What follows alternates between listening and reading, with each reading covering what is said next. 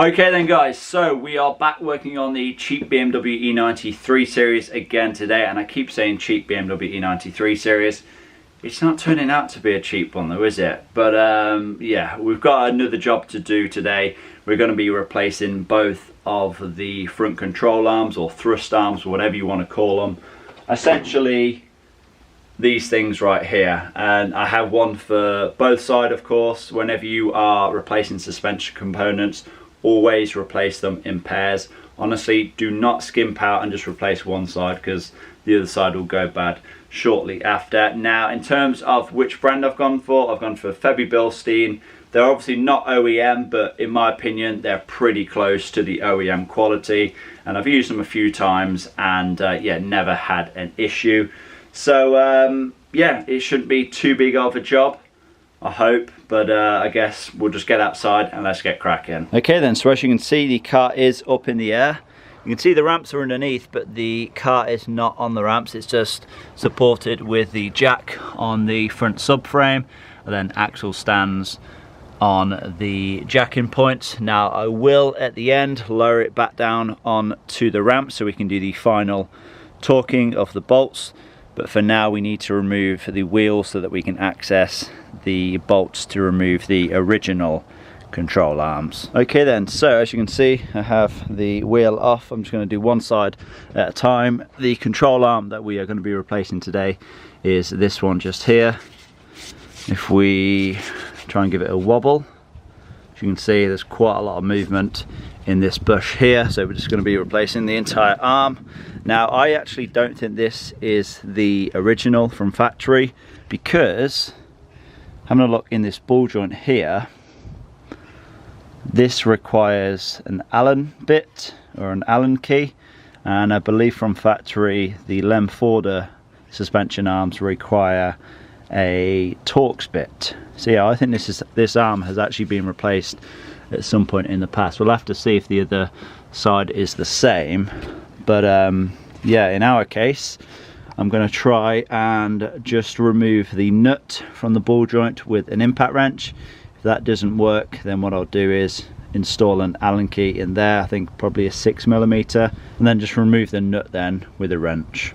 Okay, so like I said, I'm just going to try and remove this nut with an impact wrench, and then when it begins to spin the ball joint, I'll just get a regular wrench on there with a Allen key.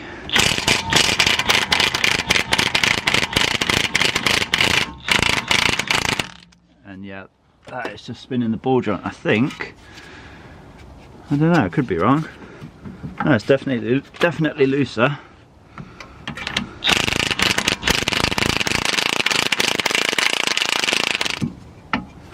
I don't know, you know.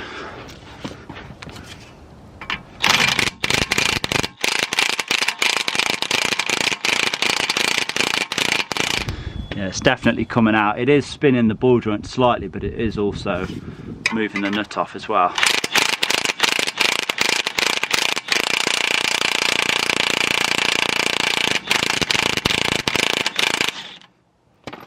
There we go, sorted. Let's see, nut removed then. This end should come out. Yeah, that's fully out now. And when it comes to the opposite side then, so the side where the bush is, this bolt here actually just goes into, it's kind of like a captive nut. It's kind of like a bracket. I will show you once it's removed, but it's kind of like a captive nut, so you really don't need to hold on to it. So I think if we just crack this loose, and then we should be able to remove it all the way then. Should have got it. There we go.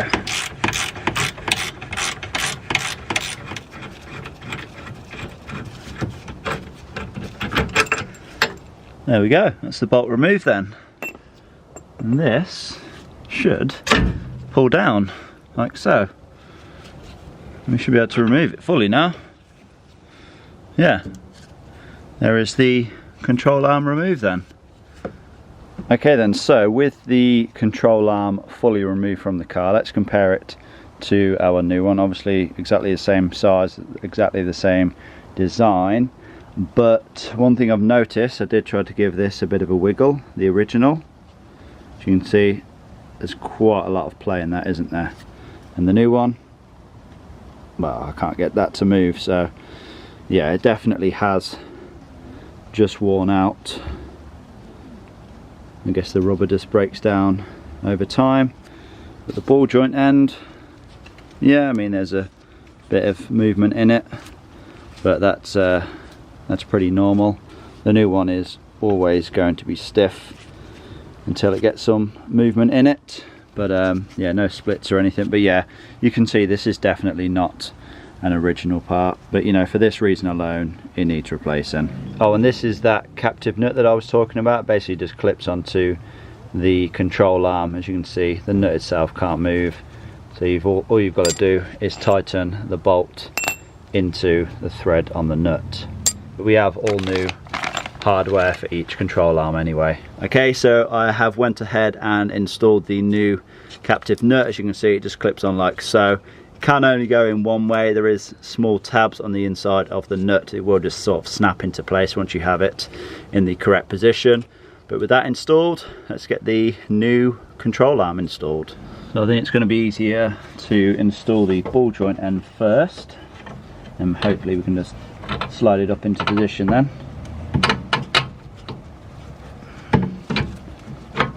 Yeah, that's the ball joint end in, and this bush side should just, like I said, slide up into position. And that's gone up very nicely. Thought I was going to have to give that a few taps.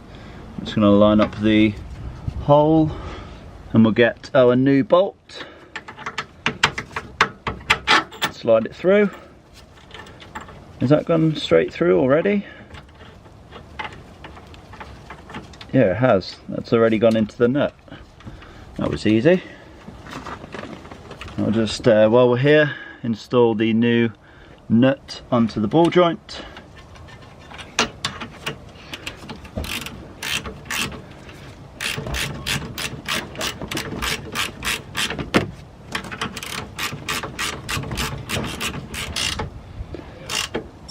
Okay, so that is pretty much us done for now with this end. Like I said, this needs to be torqued down when the suspension has been compressed, so once the wheel is back on and it is down on some ramps. But the ball joint end, that can be torqued down finally now.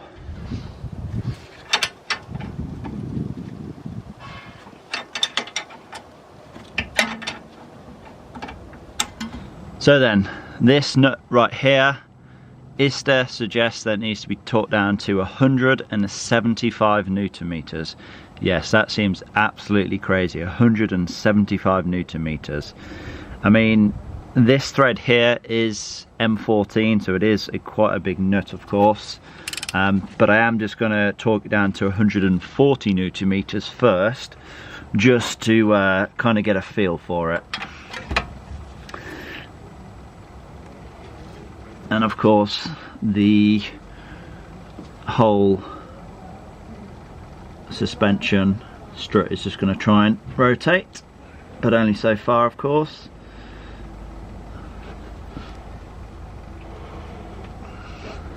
There we go.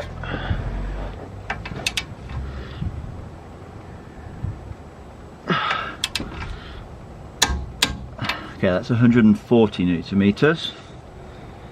Ramp it up a little bit. 150.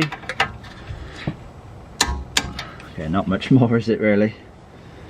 Yeah, let's just go straight to the 175. Here we go.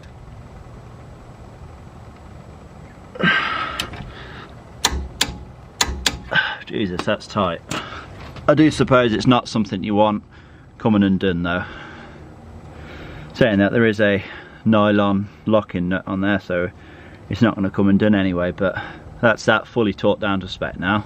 And now what I'm going to do, before I torque down this bolt and obviously reinstall the wheels and get it lowered back down, I'm just going to replace the control arm on this side, so then I can torque them both down together. So yeah, I'll check in once that control arm has been replaced. Okay, so as you can see, both of the new control arms are now in place, looking nice and shiny. And it turns out this side, the original control arm, was in fact the original. As you can see, a clear difference. This one was, yep, genuine BMW, and yeah, you're probably wondering why it's snapped in half. I just took an angle grinder to it.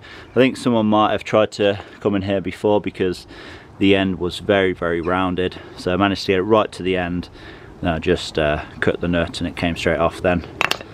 But yeah, old control arms removed, new ones in place.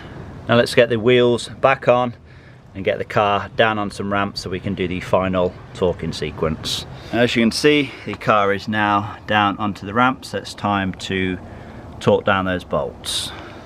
And in fact, there is two different torque settings for that bolt, depending on whether or not you have an 8.8 grade bolt or a 10.9 grade bolt. As you can see, different torque specs there. Now ours is the 8.8 grade bolt, so ours needs to be torqued down to 68 Newton meters plus 90 degrees. So first we'll do the 68 Newton meters.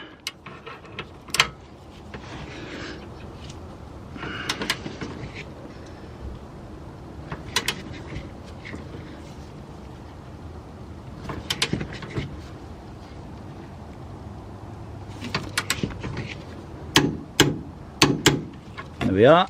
I'll just do the other side as well. So 68 Newton meters.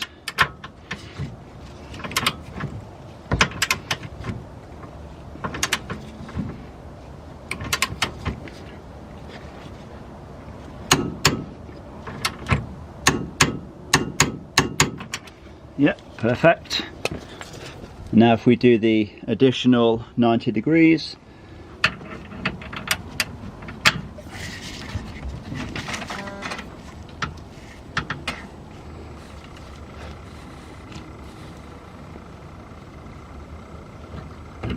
just a tiny bit more. That's it, perfect. And I've also went ahead and done the exact same on this side as well. So that should be both control arms now fully torqued down to specification. Okay then, so that is the front control arms now replaced, and got the car back on the ground. Just got back from a wheel alignment as well, and also got the all four wheels balanced at the same time. And honestly, the car drives spot on now. It's covered 155,000 miles, but you really would not know. There's no shake, there's no rattle, there's no, you know, knocks or bangs or anything. It honestly really does drive spot on. And that is a reminder that if you ever are replacing a suspension or steering component, it's a good idea to get a wheel alignment done. I mean, in theory, what we've done today shouldn't have really affected the wheel alignment, you know, in regards to the front toe adjustment. But let's say, for example, if the previous wheel alignment was done to the, you know, to match up with the worn bushes on the old control arms, then when we put some fresh bushes in today, it could be slightly different, I guess. But yeah, it's always just good practice to get a wheel alignment whenever you are replacing a steering or suspension component. But with that being said, this job really hasn't been too difficult at all. It's definitely something that you can do from home, and hopefully you have enjoyed this video. Hopefully it's helped as well. Please give it a like, leave a comment down below, subscribe if you have not already done so, and I will see you all in that next one. Peace!